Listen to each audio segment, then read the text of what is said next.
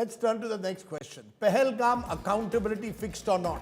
Interestingly, that was a question not raised so much by Rahul Gandhi, but by his sister Priyanka Gandhi, responded to by Amit Shah. Take a look. Priyanka Gandhi Vadra versus Amit Shah on Pahalgam accountability.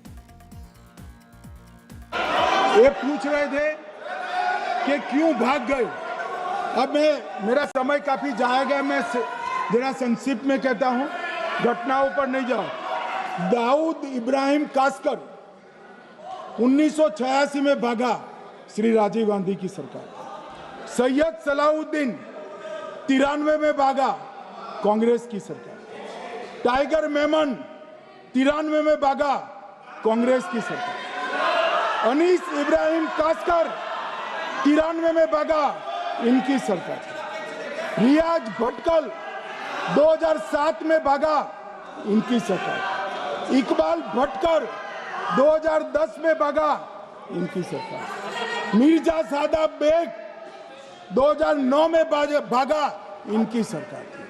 अब मान्यवर, मेरा तो जवाब मांग लिया, हमारे सुरक्षा बलों ने मेरा जवाब भी दे दिया, अब राहुल गांधी इसका जवाब दे। कल सत्ता पक्ष और आज भी सत्ता पक्ष के नेताओं ने 2008 के मुंबई के हमलों का जिक्र किया, बार बार कहा कि मनमोहन सिंह जी की सरकार ने कुछ नहीं किया। ये तो जानकारी होगी ना कि उसी समय जब वो आतंकवादी हमला चल रहा था, तभी उन आतंकवादियों को मार डाला था, एक बचा था और उसको भी फांसी दे दी थी 2012 में। महाराष्ट्र के मुख्यमंत्री ने इस्तीफा दिया। राजनाथ जी तो पुलवामा, उरी और पठानकोट के समय गृह मंत्री रहे थे। आज वे रक्षा मंत्री हैं और हमारे गृह मंत्री महोदय श्री अमित शाह जी के नाक के नीचे पूरा मणिपुर जल गया। दिल्ली में दंगे हुए, पहलगाम में हमला हुआ और आज भी वे उसी पद पर बैठे हैं। क्यों? Accountability for Pahalgam.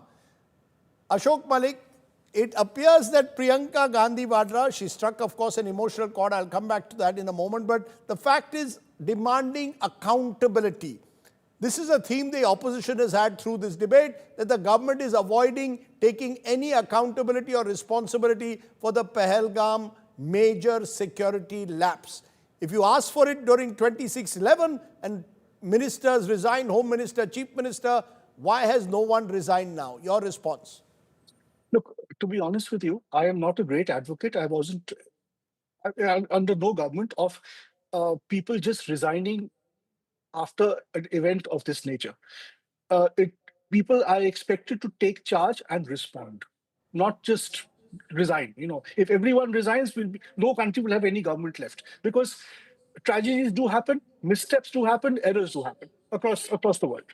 Now, if you look at the situation in Jammu and Kashmir since 2019, since the abolition of revocation of Article 370, there has certainly been an improvement in security, an improvement in the economy of the state, an improvement in development. Amit Shah, Narendra Modi, the BJP government get credit for that. Equally, if there have been lapses of judgment at Pahalgam, which they clearly were, they will have to bear the political price for that. There is no question. Both are equally important, both are valid. So if you want to criticize the Home Minister for Pahalgam, of course, go ahead and do it, but equally give him credit for what has been achieved over the past 6 years. And there have been achievements. Okay, point taken. Ashutosh, your response? The direct attack Priyanka Gandhi Vadra and many opposition leaders made was on Amit Shah, calling for the resignation of the Home Minister. Do you believe that's a valid demand to make, or was it typical political rhetoric in Parliament? See, Rajdeep, I want to remind you, much before this Operation Pahalgam and the Uri and the other things happened, the Rajnath Singh had categorically said, "Hamari sarkar mein istife nahi hote." It's a very arrogant statement coming from the Rajnath Singh. See, in every democracy, in every administration, in every bureaucracy, the head should roll. Somebody has to take the responsibility. I'm not saying Amit Shah should resign. But what about Manoj Sinha? What about the chief who was looking after the security in that particular area? Somebody has to be made accountable so that the successor who comes to the post learns a lesson. He knows that if he misses an opportunity, then certainly his heads are going to roll. But unfortunately, in this government, there is no question of accountability. Absolutely no question of accountability, and they don't believe into being accountable to the parliament. That's a reality. And the kind of arrogance which is shown by the government, I had never seen that kind of arrogance ever, neither in the Atal Bihari Vajpayee's government nor any other government. It is this arrogance, it is trying to brazen out. They want to brazen out everything. Look at the Prime Minister is saying that 135, Rahul Gandhi has asked a question. The why Rajnath Singh was informing, the DGM was informing to the Pakistan at 135 in the morning. He's brazen it out, despite, you reason it out. But unfortunately, not reasoning it out. They're brazen it. That's the sad part of it. And forget it. This government doesn't believe into being accountable. National Security Advisor is saying कि एक तो शीशा भी नहीं टूटा हमारे यहाँ. Your 5 army leaders have said openly, if the government has been listening to them, government should be thinking they committed a blunder, and army top leaders of the army are unhappy with it. Deputy Rahul Singh, Group Captain Shiv Kumar, and others.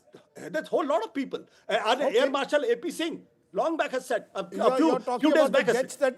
You're talking about their claims about jets down, but accountability, Raj Chengappa. Rajiv, there's a belief that right through this debate, or right through the last 3 months, in all the rousing rhetoric, what about accountability? Is that a question that must be asked or not? Particularly of the LG of Jammu and Kashmir, for example, Manoj Sinha.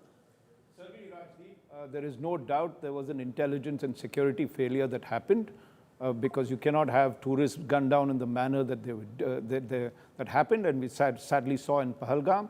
And especially after the government had, in fact, I think Priyanka Vadra Gandhi had pointed out that fact that they had claimed that they had brought peace to Kashmir and things were safe enough for them, and the fact that there was very little security in an area that was pretty obvious could have been a terror target, especially with Pakistan wanting to hit back for whatever reasons, whether it's Balochistan or an ambitious general coming in and wanting to make a mark. So that is something we need to look at.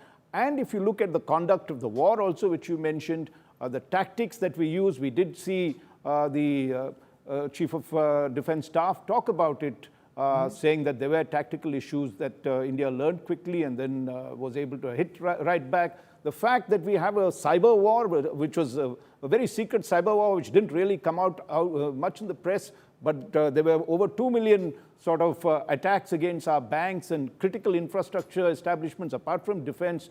And we were able to contain most of them, but I think 150 or so came through, which is quite a high number. If you talk to security experts, that's also a matter of concern, that they were able to penetrate our defenses in many senses. Though we knocked down a lot of the drones, there were concerns about that as well that we need to look at. So there are two ways of doing this. You had the Kargil Commission that went into some of the issues.